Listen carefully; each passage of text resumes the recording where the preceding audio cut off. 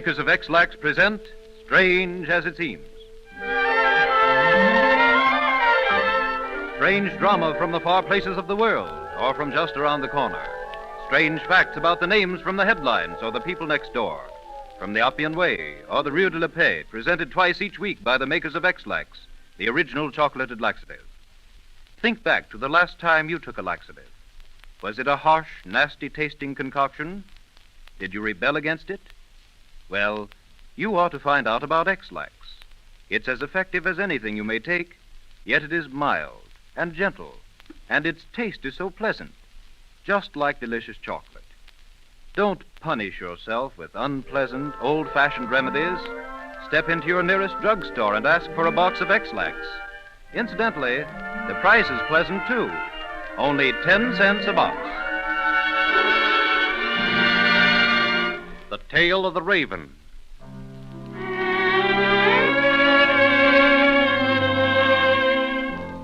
The Pit and the Pendulum, the Black Cat, the Bells, the Raven. All these are weird, impossible stories and poems from the magic pen of Edgar Allan Poe. Yet the true and almost incredible story of the writing of the Raven is one of the most absorbing of all literary tales.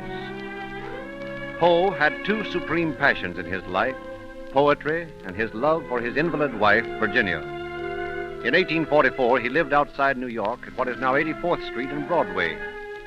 In order to keep body and soul together, he finally took a job working on the Evening Mirror, a popular newspaper of the time.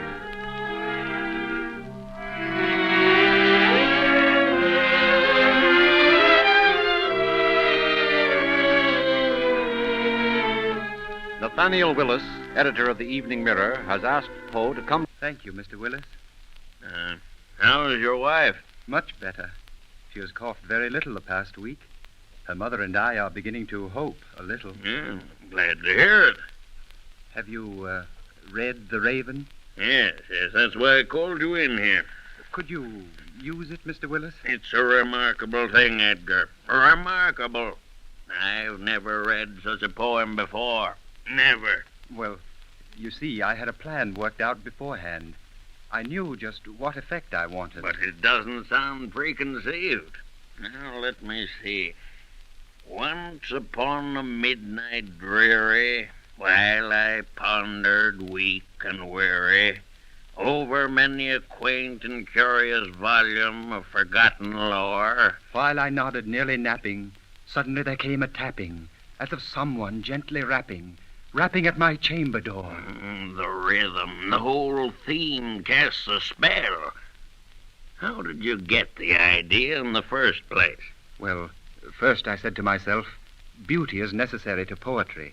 So I decided to write of beauty. Yet fundamentally there is something sad about beauty, so I knew I must write a melancholy poem. What is the most melancholy word in all the world? I never thought, well, let me see. Well, I suppose, goodbye. No, it is not goodbye. It is nevermore. Nevermore. You see, it even sounds dreary. Now, what could keep saying over and over one word, nevermore? Not a man. It must be something like a parrot, incapable of knowing what the word means. But a parrot is not sad. A raven is. Hence I come to the Raven. Why, it's amazing. Quoth the Raven, nevermore. Over and over he says it, until peace is banished forever from the bereaved lover, mourning for his lost Lenore. And so that is how you came to write The Raven. Mr. Willis, please publish it. You won't regret it. Why, of course I'll publish it, my dear Poe. Oh, thank you. And what's more, I'll pay you for it. Oh, that is even more than I bargained for. You can expect $10 extra at the end of the month. Oh, thank you, sir. It will be a great help to us. Thank you. Strange as it seems, Edgar Allan Poe received only $10 for The Raven, one of the immortal poems of the world. Its appearance in the Evening Mirror made paper, publisher, and poet famous. Now, the original manuscript of The Raven is valued at $200,000. The Rooster Bridegroom. How would you like to be married to a rooster with a 10-foot tail? The Chinese have many customs strange to the Western world. Here is a true story of one of the most amazing ceremonies ever held in any country. It is 1928 in Canton, China. At the home of Ching Wu, dignified Chinese merchant, Lai Po Tung is paying a farewell visit to his best friend, Ching Wu.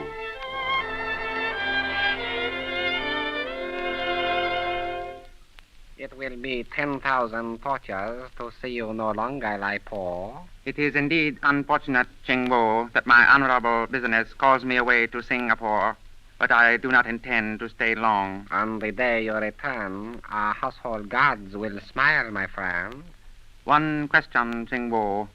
You remember 10 years ago, we pledged our solemn oath that when your lovely daughter, Ching Lo, reached marriageable age, she would be united with my son, Shi Kwang Tung. Oh, yes? I remember well. Your daughter is very beautiful. She is like a daughter should be, obedient and silent. It is unseemly for a daughter to talk too much. A woman with a long tongue is a flight of steps leading to calamity. Quite so. My son is fortunate. It is agreed then? It is agreed.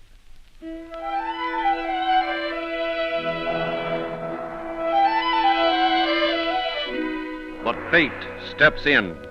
The business takes longer than Lai Po had planned, and 5 years pass. Then comes the news from Singapore that he is dead. His 17-year-old son, Shi Kwang Tung, is left to manage the business affairs. Another year passes. Ching Lo, now reached 18, is ready for marriage, but her bridegroom is in Singapore. So Ching Wu sends a letter to the boy composed of only one sentence. The time has come. The next day, Ching Wu is seated in his garden with his pretty daughter, Ching Lo. A telegram arrives.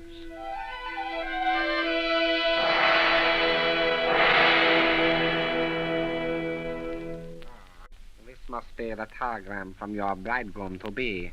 Yes, my father. I will read it to you, my daughter. Honorable Sir, obedient to the wish of my revered father, my dearest desire is to claim Ching Lo for my own. But a great fortune depends on my presence in Singapore. Could my honorable father's beloved friend, Ching Wu, arrange to have me wedded to his adorable daughter by proxy? Hoping this reaches you and your respected family in the sunshine of good health and fortune, I remain Shi Kwang Tung. My daughter, do you wish to marry Shi Kwang Tung? Yes, my esteemed father. Once I saw him. He is very handsome. It is most unseemly for a young girl to look upon the face of her husband-to-be. I only glanced through the shutters. He was in this garden talking to you.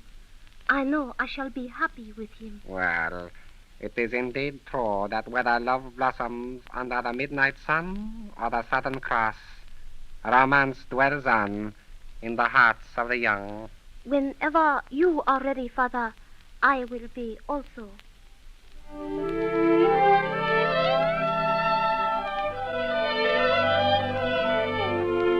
The wedding day arrives.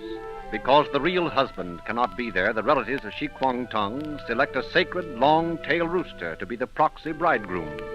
The rooster is brushed until his feathers gleam, and his tail is elaborately groomed for the occasion. Meanwhile, at the house of the bride, Ching Lo is being dressed for the ceremony.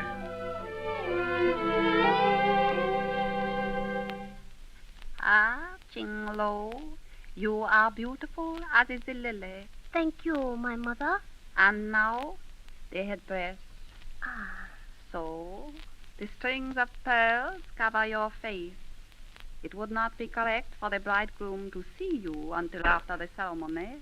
but my husband-to-be will not even be there. A regrettable misfortune, my daughter.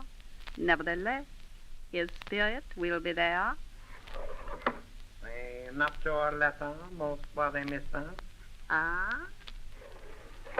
The nuptial letter has arrived. Here it is. See?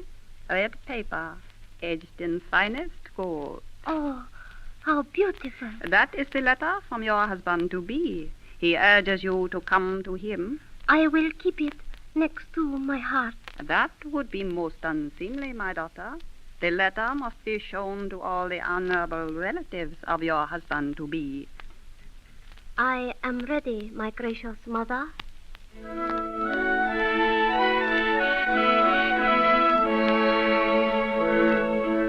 When Ching Lo arrives at her bridegroom's house, she is carried in on the back of a servant.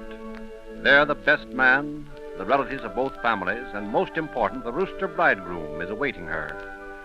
As is the custom, the bridegroom sits on a stool before the altar. Ching Lo prostrates herself before the rooster, who looks at her coldly out of one eye. All during the lengthy ceremony, Ching Lo eats an apple. This symbolizes that she is happy. Eventually, the indignant rooster is placed on a table before an incense pot. Ching Lo takes her place beside him. Then an old priest drops endless slips of perfumed papers one by one into the incense pot. These are inscribed with good wishes from those invited to the wedding. At last, the nuptial wine is drunk together. The rooster does not wish to drink, so they tilt back his head and force a few drops down his throat. After the ceremony, the bride and bridegroom go to the wedding feast, where the groom distinguishes himself by pecking at his bride's gown and crowing frequently. At the end of the banquet, Ching Lo, the radiant bride, leaves by boat for Singapore to meet her real husband.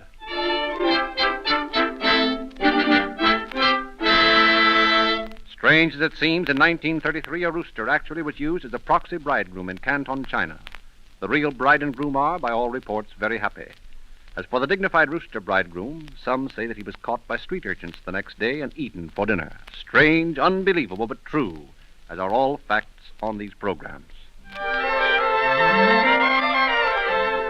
Perhaps you are a millionaire hearing Strange as it seems over $1,000 radio, or like most of us, you may be listening in modest surroundings. But whether you have a Park Avenue purse or a weekly pay envelope, whether you are the Colonel's lady or Judy O'Grady, you just can't pay more than 10 cents for 6 tablets of the best laxative that science has discovered. X-Lax. That sounds like the usual boastful claim, doesn't it? But consider the facts. More people use X-Lax than any other brand in the whole wide world. So much X-Lax that, strange as it seems, if all the boxes sold last year alone were stacked one on top of the other, they would tower 1,150 times as high as the Empire State Building. X-Lax has proved itself milder and gentler. But for all its mildness, it is as effective as anything you may take. Besides, X-Lax is more palatable. It's a pleasure to take. It tastes just like delicious chocolate. So, get a box and try it. Only 10 cents at any drugstore. On the next broadcast, Horseflies That Made History. You have just heard Strange as It Seems by John Hix, with original music composed and conducted by Felix Mills.